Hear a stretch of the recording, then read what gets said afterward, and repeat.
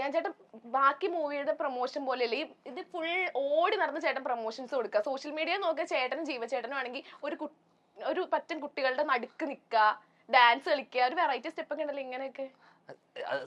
സ്റ്റെപ്പിന്റെ അതല്ല പ്രൊമോഷന്റെ കാര്യം എന്ന് വെച്ച് കഴിഞ്ഞാൽ സാധാരണ ഈ സമയങ്ങളിൽ ഞാൻ ഫെബ്രുവരി മാസം ഒരു പടം ഉണ്ടായിരുന്നു, ഞങ്ങൾക്കൊരു പടം ഉണ്ടായിരുന്നു, അത് മാറി. ഫെബ്രുവരി ഉണ്ടായിരുന്ന ഒരു പടം ഉണ്ടായിരുന്നു. അങ്ങനെ പടങ്ങൾ ഒന്ന് മാറി ഇപ്പൊ കുറച്ച് സമയം കിട്ടി. അപ്പൊ ഇങ്ങനെ സിനിമ ഇറങ്ങുന്നുണ്ടല്ലോ. അപ്പൊ ഞാനിത് നമ്മളെ ഈ പ്രൊഡക്ഷൻ ആൾക്കാരൊക്കെ നമ്മളുമായിട്ട് ബന്ധമുള്ള ആൾക്കാരാണ്, സൗഹൃദമുള്ള ആൾക്കാരാണ്. അപ്പം എഴുതിയ പടം കൂടെ ആകുമ്പോൾ അവർ ചോദിച്ചു ഈ സമയം ഇറക്കുവാണെങ്കിൽ ആ സമയം ഫ്രീ ആയിരിക്കുമോ എന്ന് മുൻകൂട്ടി ചോദിച്ചു. അപ്പൊ ഞാൻ കറക്റ്റ് ഒരു മാസം മുന്നേ ഈ ഒരു സമയം ഫ്രീ ആയിരിക്കും, അങ്ങനെ റിലീസ് പ്ലാൻ ചെയ്തു. അപ്പൊ എല്ലാരും അവൈലബിൾ ആയി. അങ്ങനെ അപ്പൊ ഇതിന് സാധാരണ സമയം ഉണ്ടാവാറില്ല ചില സമയം. ഇത് നമുക്ക് എല്ലാവർക്കും ഇത് വന്നപ്പോ സമയം അനുവദിച്ചതുകൊണ്ട് പ്രൊമോട്ട് ചെയ്തു. പിന്നെ സാധാരണ നമ്മൾ ഒരു ദിവസം വർഷങ്ങൾക്ക് ശേഷമൊക്കെ നമ്മൾ ഒരു ദിവസമാണ് ഇരുന്നത്, കാരണം അത് കഴിഞ്ഞിട്ട് ഷൂട്ട് ഉണ്ടായിരുന്നു. ഇതിപ്പോ നമുക്ക് കുറെ സമയമുണ്ട്. എനിക്ക് പേഴ്സണലി ഇപ്പൊ അജുവേട്ടന് നാളെ പോകും, രമേശ് ചേട്ടൻ തിരക്കുണ്ട്. എനിക്ക് ഈ ഗ്യാപ്പ് വന്നപ്പോ ഞാനത് പ്രൊമോട്ട് ചെയ്യുന്നു. ഓക്കെ, ആണോ? എങ്ങനെ പോകുന്നു കാര്യങ്ങളൊക്കെ? അല്ല മൊത്തത്തില് അല്ല ഇപ്പൊ ഓടാറുണ്ടാ വിഗ് എടുത്ത്? കഴിഞ്ഞ ഇന്റർവ്യൂ പറഞ്ഞത് അതെനിക്ക് ഓർമ്മയില്ല. അതെന്താ? ഞാൻ ഫിറ്റ് അല്ലായിരുന്നു. ആണോ? ധ്യാൻ ചേട്ടന് ഓർമ്മയുണ്ടാ? എനിക്ക് ഓർമ്മയുള്ളതുകൊണ്ടല്ലേ ഞാൻ കഥ പറഞ്ഞേ. ചൂടാണ്. എനിക്ക് ഓർമ്മയുണ്ടോ ഞാൻ എന്റെ ഓർമ്മയിൽ നിന്നല്ലേ ആ കഥ പറഞ്ഞത്. അതെ അതെ. ബുദ്ധി എത്ര വളർന്നെന്നാ പറഞ്ഞേ? കുറച്ച് വളർന്നിട്ടുണ്ട്. ഓക്കെ, ഇപ്പൊ രമേശ് ചേട്ടനാണെങ്കിൽ ഒരുപാട് ഇപ്പം മൂവീസ് ചെയ്തു. ഇപ്പം അമർ അക്ബർ അന്തോണി ആയിക്കോട്ടെ, ഒരുപാട് നല്ല നല്ല മൂവീസ് ചെയ്തു. ഇപ്പൊ ഒരുപാട് എന്താ പറയാ ഷോസ് ചെയ്യുന്നുണ്ട്. പിന്നെ എന്താ നമുക്ക്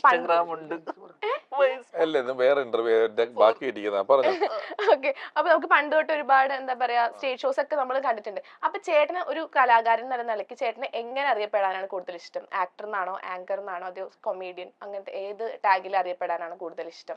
അങ്ങനെ ഒരു ടാഗല്ല, കലാകാരൻ എന്നറിയപ്പെട്ടാൽ മതി. ഇതിനകത്ത് ഇതെല്ലാം ബന്ധുക്കളാവാം, ഇല്ലങ്കട ഒന്നരയൊക്കെ പോലെ അടുത്തടുത്തുള്ള സ്ഥലങ്ങളല്ല. അതുകൊണ്ട് അങ്ങനെയൊക്കെ അറിയപ്പെട്ടാൽ മതി. ഞാൻ തന്നെ അത് ഫിക്സ് ചെയ്തിട്ടില്ല, പിന്നെ നാട്ടുകാർ ഫിക്സ് ചെയ്യണം എന്ന് പറഞ്ഞാൽ ശരിയല്ലല്ലോ. അപ്പൊ കലാരംഗത്തുനിന്ന് ബിസിനസ്സിലേക്ക് ഇറങ്ങാനുണ്ടായിരുന്ന ഒരു ഇതെന്തായിരുന്നു? അതൊന്നുമില്ല, അത് കോവിഡ് വന്നപ്പോ ഒരു പേടി വന്നു. അപ്പം എന്തെങ്കിലും ഒരു ചെറിയ പരിപാടിയും കൂടെ ഉണ്ടെങ്കിൽ നല്ലതാണെന്നൊരു തോന്നൽ തോന്നി. അങ്ങനെ ബിസിനസ് തുടങ്ങി. ഇപ്പൊ കല കൊണ്ട് ആ ബിസിനസിന്റെ ലോൺ വീട്ടിക്കൊണ്ടിരിക്കുന്നു.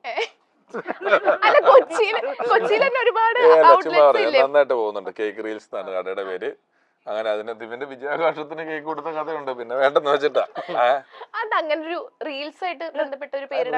നമ്മുടെ പഴയ സിനിമയ്ക്ക് ഇപ്പം നിങ്ങൾ പറഞ്ഞ റീലിന്റെ കണക്കാണ്. റീലിനകത്തുള്ളത് ഇങ്ങനെ സിനിമ കഥകളാണല്ലോ, ജീവിതങ്ങളാണല്ലോ. അപ്പം മനുഷ്യന്റെ ജീവിതത്തിന്റെ റീലുകളിൽ കേക്ക്, അത്രേ ഉള്ളൂ. അങ്ങനെയൊക്കെ ഉദ്ദേശിച്ചിട്ടുള്ളൂ.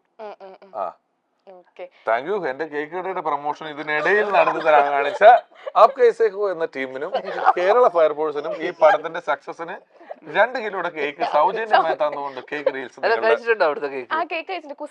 അവിടെ ഉണ്ട്. കേക്ക് നല്ല കേക്കൊക്കെ നല്ലടാ.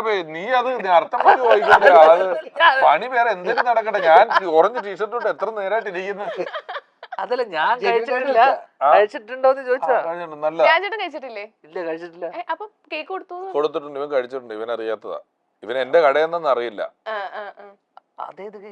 നിങ്ങളുടെ പല ഫംഗ്ഷനും സജീവ് ചന്ദ്രൂർ എന്റെ കേക്ക് മേടിച്ചോണ്ട് പോകണം. മുറിക്കുന്നുണ്ട്, തിന്നുന്നുണ്ട്. ഇവനത് അറിയുന്നില്ല. അങ്ങനെയാണ് കുറെ കേക്ക്. യൂത്തിന്റെ കാഴ്ചപ്പാടുകൾക്കൊപ്പമാണ് ഈ ചിത്രത്തിന്റെ അവതരണം. ധ്യാൻ ശ്രീനിവാസൻ, അജു വർഗീസ്, സൈജു കുറുപ്പ്, ദിവ്യ ദർശൻ, തൻവി റാം, സുരഭി സന്തോഷ്, ധർമ്മജൻ ബോൾഗാട്ടി, രമേശ് പിഷാരടി, സുധീഷ്, ഇടവേള ബാബു, പ്രശസ്ത കോമ്പിയറായ ജീവ എന്നിവരാണ് പ്രധാന അഭിനേതാക്കൾ. ഇവർക്കൊപ്പം ശ്രീനിവാസനും പ്രധാന വേഷത്തിൽ എത്തുന്നുണ്ട്. സ്വാതിദാസിന്റെ ഗാനങ്ങൾക്ക് ഡോൺ വിൻസെന്റ് സംഗീതവും പശ്ചാത്തല സംഗീതവും പകരുന്നു. അഖിൽ ജോർജ് ഛായാഗ്രാഹകണവും ഒരേതിൽ രാധാകൃഷ്ണൻ എഡിറ്റിംഗും നിർവഹിച്ചിരിക്കുന്നു.